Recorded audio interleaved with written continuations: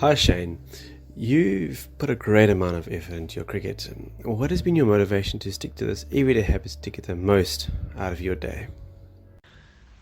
My motivation in my cricketing career and my coaching career has always been that I came from a very loving family of, both my dad and my mom were from a sporting background. My dad was a rugby player and my mother was a hockey player, and my dad actually became a coach after his career was done. He was a teacher and a coach. So I suppose it was always in the blood to take on a sport and then to potentially coach after that. So I'm fortunate to have a really good background.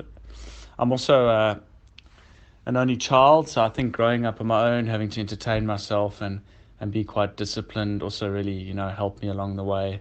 Um, I believe that, I was lucky enough to have a 14-year playing career, and I certainly believe that 14-year professional playing career set me up for coaching. And every day it's about repeating really good habits and also being selfless towards other people. If you can eliminate being selfish and really think about what potentially makes that player better, and be there to support them. I think ultimately that's what motivates me, and to see people get better every single day, to know that you can make a difference in their life is a true blessing and an honor.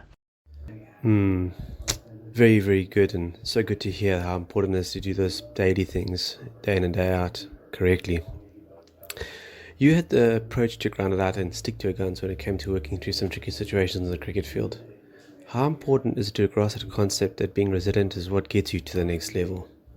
Well, the one thing about this fantastic game of cricket that we all know is it's certainly a game of actually having to deal with failure, because you certainly you fail more than you succeed. I think if you look at how a batsman approaches an innings, if he makes one mistake, he's pretty much out, and that could be his day over if he doesn't bowl, or get many balls on the field. So I think having to deal with a game of having massive mental battles with yourself, and looking to be successful and finding ways to keep trying to be successful and looking to get better, is ultimately kind of also helped me through my career, and I've learned to build a certain resilience, and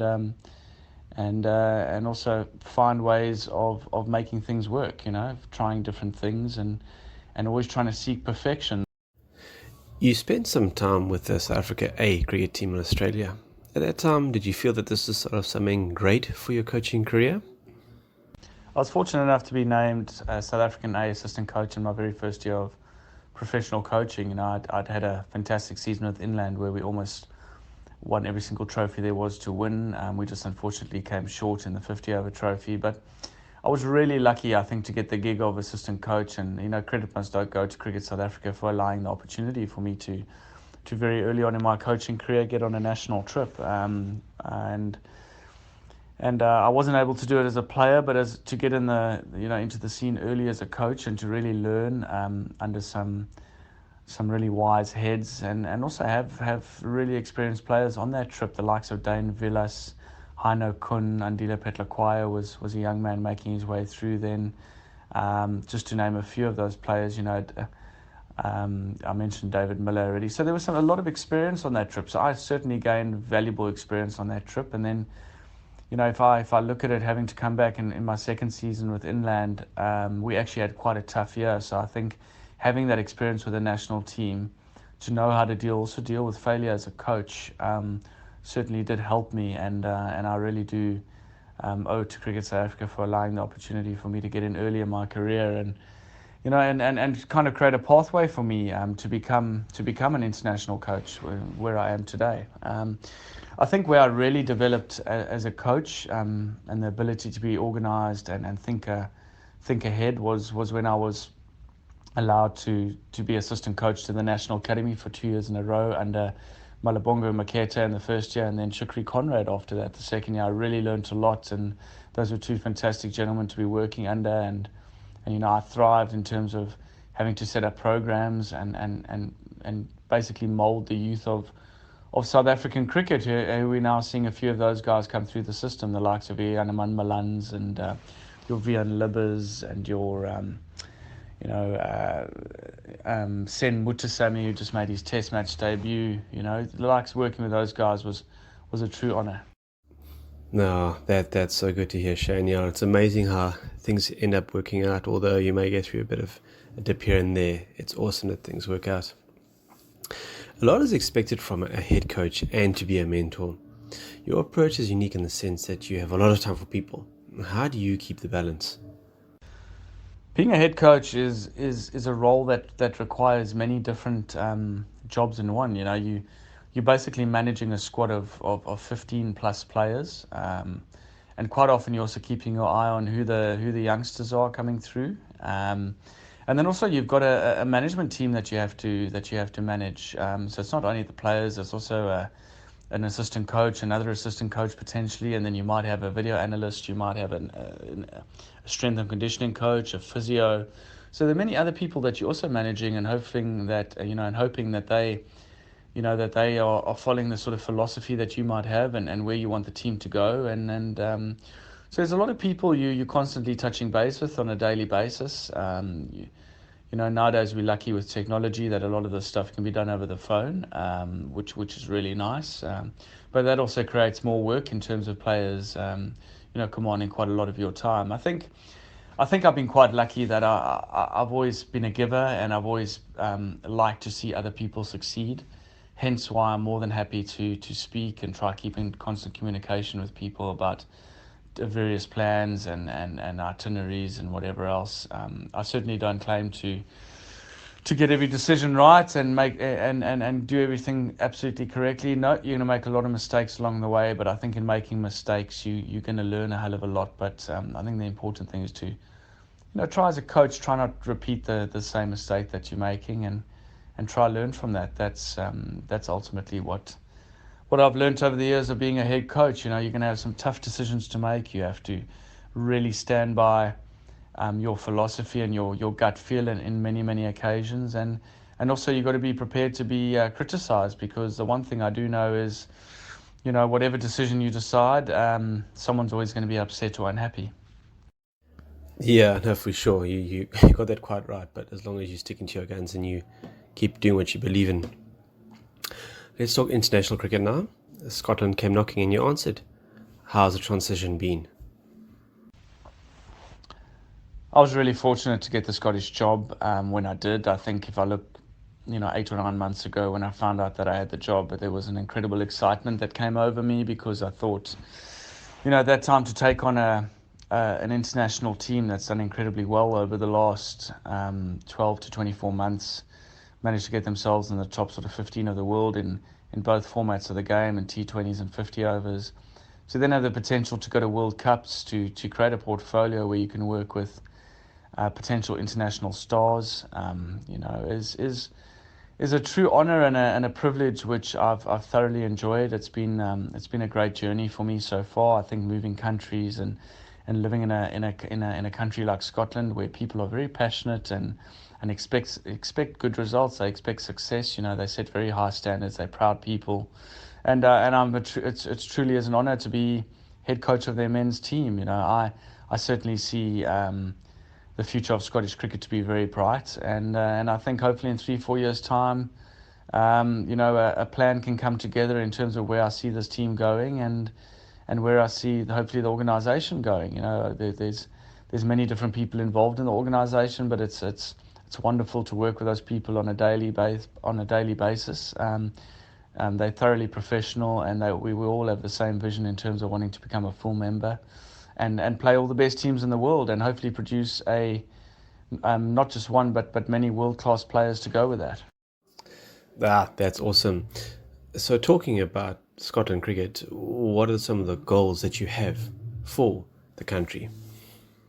So some of the goals that I have for Scottish cricket, I've mentioned one really in my previous answer, was to become a full member nation, which means you are a full member of the ICC, where you could potentially play Test match cricket. Your budgets get increased, where you can look after players a lot better and have more players involved in your system. Hopefully, create better facilities, world-class facilities, to be able to host test matches and ODIs and T20 internationals. So that's certainly the main goal. I think the second goal is obviously performance on the field. Qualifying for a T20 World Cup in Australia next year is number one on the list, and then there's another one the following year, which is in India, and that'll certainly be another one that we want to qualify for. And I think the key is, yes, we want to qualify for these competitions, but you also want to go there and do well in these competitions. I'm a dreamer. I believe in the impossible on many occasions, and I'd like to believe that we can go there and upset some of the so-called bigger teams in the world. We certainly respect them, but we don't fear them. And then another future goal would be the qualification for a 2023 50 over World Cup in India. That certainly is a qualification we are looking out for. It's a long time away, but it will be there before we know it. We were very unfortunate not to qualify for this last edition of the 2019 World Cup, but I think in many ways we'll use that as motivation to qualify for the next one. Could you give us a brief overview of how the preparation's gone for the T20 World Cup qualifiers? We've had magnificent preparation in terms of having a tri-series against the Netherlands and Ireland, and having a couple of trial series games before that, where we were able to pick what we believe is a 15-man strong squad and hopefully dominate a competition where, I believe we have 15 match winners in our squad. So we've managed to organise a pre-tournament camp in South Africa, where we visited Durban, and we were able to play 2 T20 games against a Dolphins invitational side, and we were able to play one game under lights and one game during the day. We've had magnificent weather. We've had fantastic competition, and we've had really good hospitality off the field. So I think the guys have enjoyed spending some time in a different country, experiencing a different culture. And I really believe that this preparation will definitely be, hopefully, the catalyst for us to go and do well in this qualifying tournament. And we certainly have set a goal of winning this qualifying tournament. And I believe the preparation has been good. It's just about getting to the tournament and peaking at the right time. You have quite a character with you in the likes of Grant Morgan. How's it going working alongside him?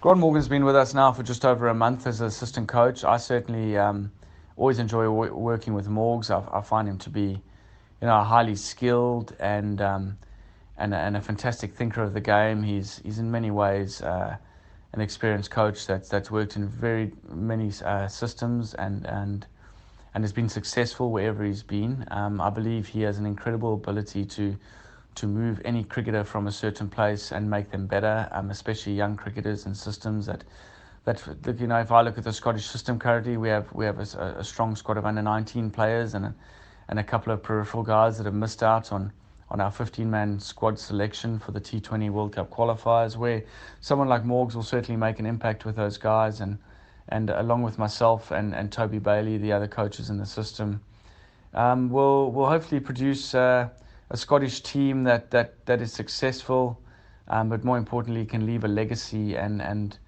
allow cricket in Scotland to grow and make cricket in Scotland more mainstream. That's certainly a goal we've set as a coaching staff. It's great to hear, Shannon. It seems like you guys have got a really good team working there with the players, and let's trust that you guys keep moving forward. To end off, your playing career saw some great achievements, but when you bowled Sachin Tendulkar and Kieran Pollard out in the Champions League, was that one of your best cricketing moments? Well, certainly ranks up there with some of the best memories of my cricket playing days. Was the game we beat Mumbai Indians, where I bowled Sachin Tendulkar and Kieran Pollard.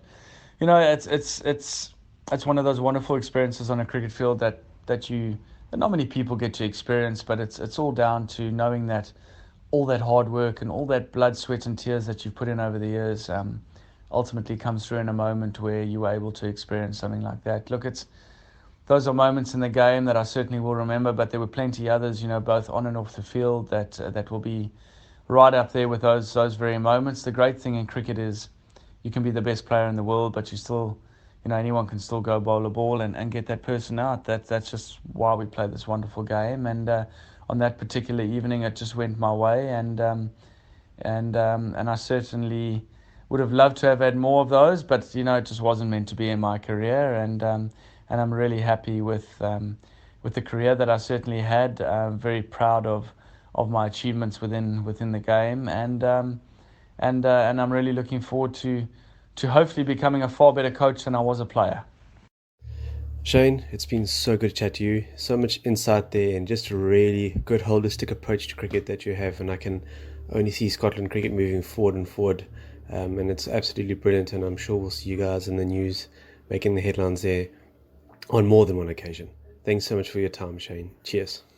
Anytime you want to chat, let me know. Cheers, bud.